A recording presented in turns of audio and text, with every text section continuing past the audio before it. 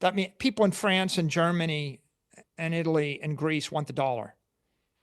Now, if I go to China and I give them a choice between the digital CNY and the digital dollar, the vast majority of the money chooses the dollar. That's why it's illegal. That's why the Chinese have a law making it illegal for you to trade crypto, because everybody wants it so bad, they would all buy it. So we're talking about economic physics now, right? Capital flow, money, water flows downhill and money flows to its most secure, best home. So on the capital side, with regard to Bitcoin, what would happen is everybody in Africa, South America, Asia, they would all dump their physical assets and their low quality bonds, currencies, real estate, equity, and they would buy Bitcoin, because everybody would rather have a piece of cyber Manhattan. They would all rather be in the US. They'd all rather have the high quality property, but they can't buy it. They can't physically. It's illegal for, do you know it's illegal in Nigeria for you to hold dollars? I did not. You know that, I mean, there's a lot of countries, it's illegal in China for you to trade in US stocks or buy dollars. So there are a lot of places you can figure it's probably illegal in Russia too. Right? I think most places in the world, they have capital controls, and the capital controls can range from you can't take your money out of the country to you can't even hold those foreign assets. And do you think that Tether or something like that lets them get around those regulations? That's why Tether is successful today. The reason that Tether is $100 billion plus network is because people want dollars so bad, they're willing to buy it from a company that isn't public, that isn't a bank, because they want the dollar, right? If Tether were allowed to incorporate in the US and operate in the US, it would probably go from $100 billion to $1 trillion network in a hurry.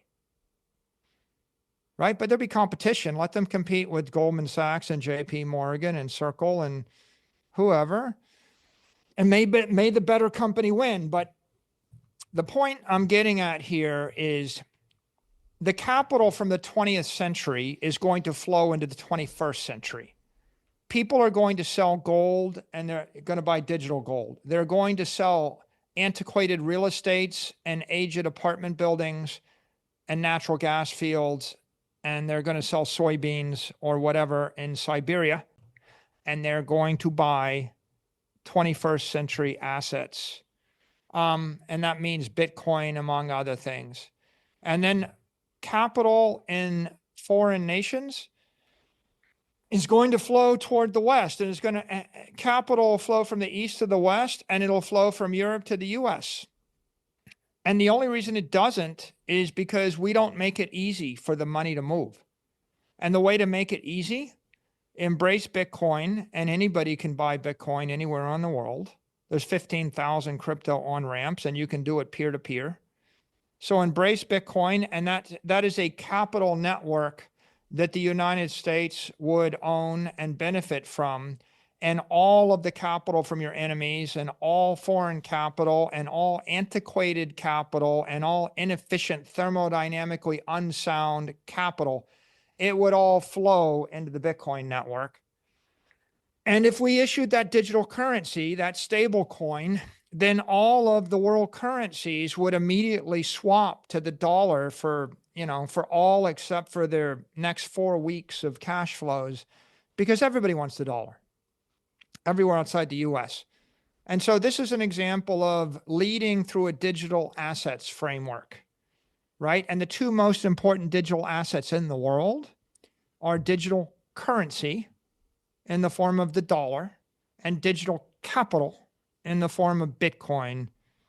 And the Trump trade is, I swap the gold for the Bitcoin and I make $80 trillion in the trade, and I catapult the United States to worldwide economic dominance for the next 100 years. That's the advice I'd give you. Very good advice. But given how many people in the US hold gold, what do you think the odds are that he'll actually do that? I don't know. but it doesn't, the gold is the last twist. That the reason to sell the gold is because foreign central banks and the competitor to Bitcoin over the long term is gold. So the entire trade becomes free and it becomes geopolitically wise because not only do you enrich yourself with an extra 100 trillion, but you also bankrupt your enemy's banks. So that's why you should do it. But will they do it? Maybe not. But the fallback would be you keep the gold. By the way, gold's getting demonetized whether you like it or not. Like I will just say, gold is failing as a capital asset. It'll either fail because a nation state puts a stake in the heart of it, or it'll fail because the free market's going to short sell it.